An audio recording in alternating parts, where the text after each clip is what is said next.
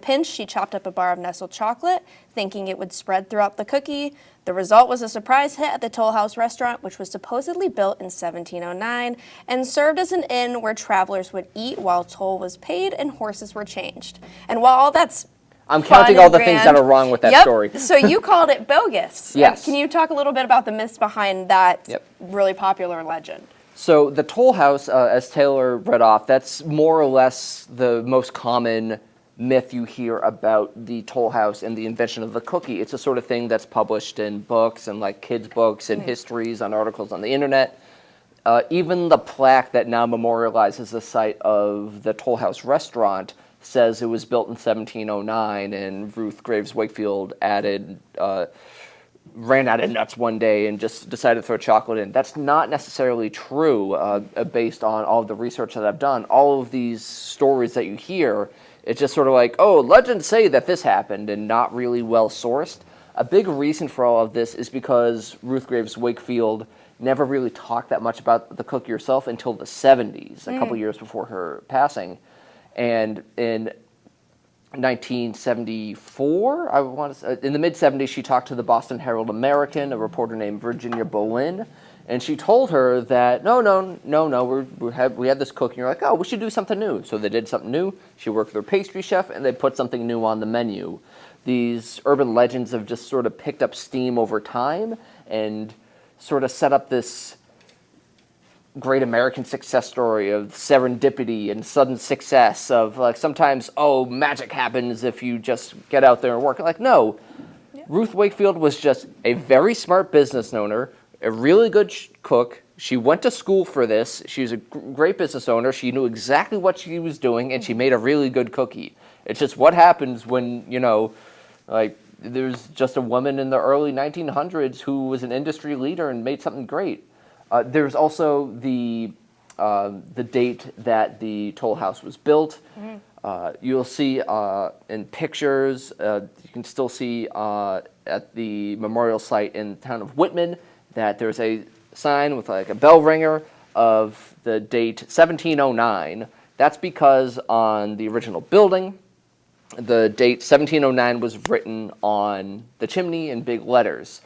And so from everything I've read, the Wakefield sort of like took that and ran with it and just sort of like, oh yeah, built in 1709. It was on the toll road and whaling captains and would stop here at the toll house and be an inn. Not really the case. There's no evidence that it was ever an inn.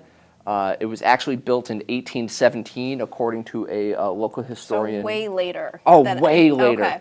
Oh, yeah, there was nothing there in 1706. The toll road wasn't even there till 1807, so if there was a toll house, wasn't doing much good.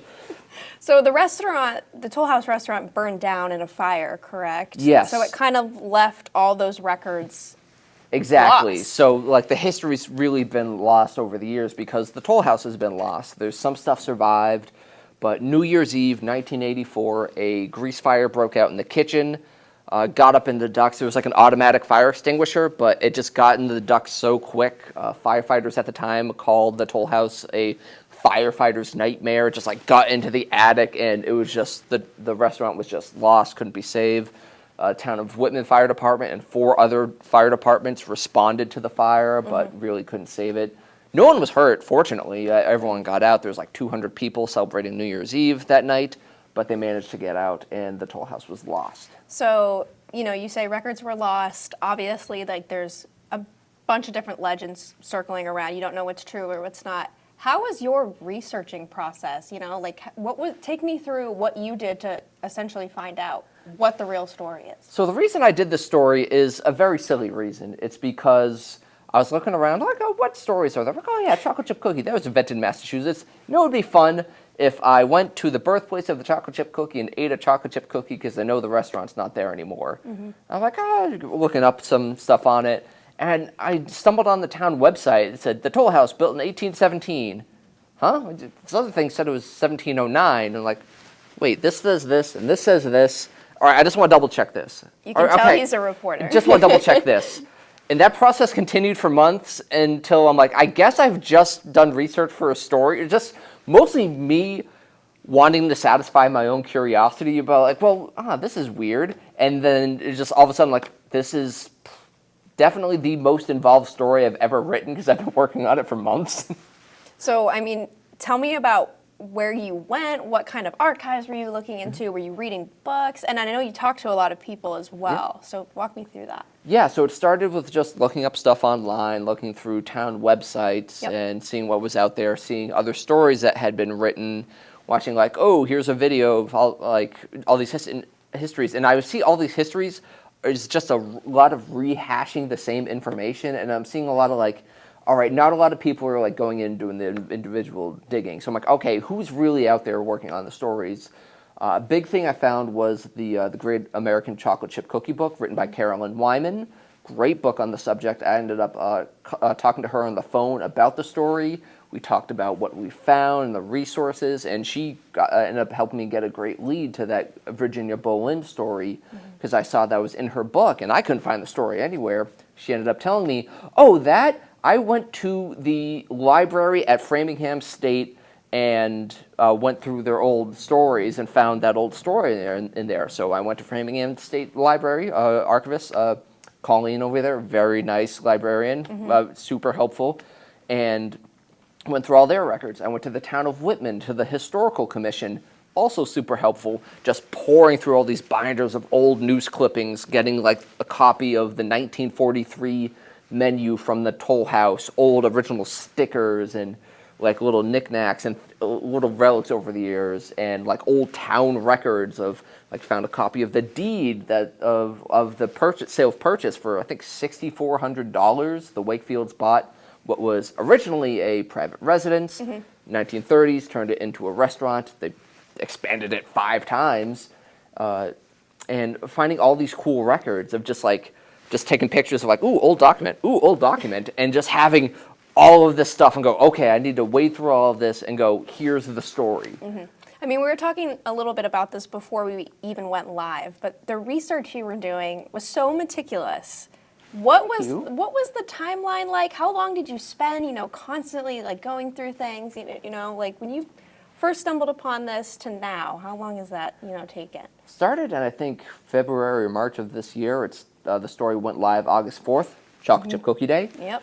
And it started with a lot of just looking at this and then checking back in. It really picked up in April when I got in touch with the folks at the Whitman Historical Commission.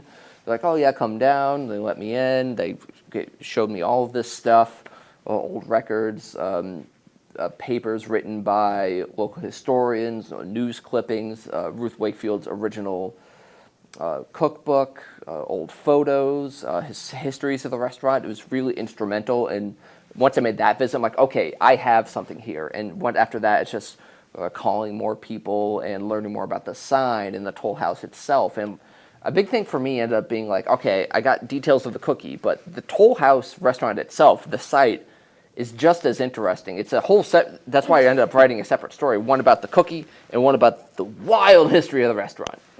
So tell me a little bit about the site that stands today, because it's probably not what people think it is or where it is, but tell me about that. Yeah, it's a parking lot between a Walgreens and a Wendy's.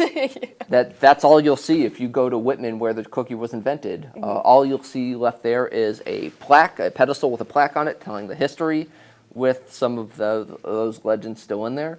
And okay, so some of that, kind of loosely. Yeah, if you go to the information. site, you'll see the plaque says that Ruth Wakefield ran out of nuts one day, and it was built in 1709. Okay. Like even the town website in Whitman has 1817 as the date it's built, but there was also the sign that survived the fire in 1984 that's since been restored.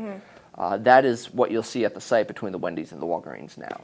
So I was reading in your story too that Ruth kind of seemed like she wasn't the biggest fan of what she had created, the chocolate chip cookie. It kind of sounded like, oh, this again. Can you talk a little bit about that and what her feelings were towards her, now famous creation?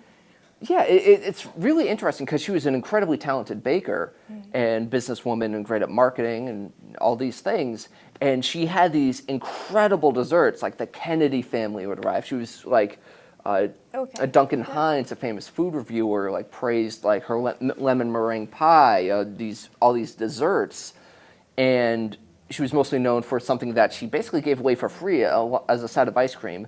I sort of in the chocolate chip cookie book by Carolyn Wyman, she talked to the daughter of one of the staffers who said like she was just sort of over it because I always equate it to like a very well-known musician who has these like incredible albums and like all these great like intricate, complex melodies and this great musicianship. But all everyone ever wants to talk about is like, you did that the theme song for the cartoon that we all love. Like it's famous and they made their mark on history. But that was just a little thing and that caught fire. And she's like, she's really good at this. So I also saw that the chocolate chip cookie that she invented kind of started some, I don't know, headbutting between a different cookie, the Fig Newton. Yes, big cookie battle. This was in the 90s. Massachusetts, yeah. Yes. Talk about that, because that's really interesting. So in the mid-90s, a group of school kids started a campaign like, we should make the chocolate chip cookie the state cookie of Massachusetts. It's the most popular cookie in America, so it seemed like kind of a slam dunk. Yeah. Dunk. But no pun intended. There was competition by the Fig Newton, which was invented in Newton, Massachusetts. And people from Newton in that area were very passionate about the Fig Newton, way more passionate than I thought. And one of those fans was Governor William Weld, the governor of Massachusetts at the time, the one who was in charge of signing that into law. It's like, I think it's the Fig Newton. It's very important to history. But he did not win that fight. So the chocolate chip cookie is the official state cookie. The Fig Newton is the official fruit cookie.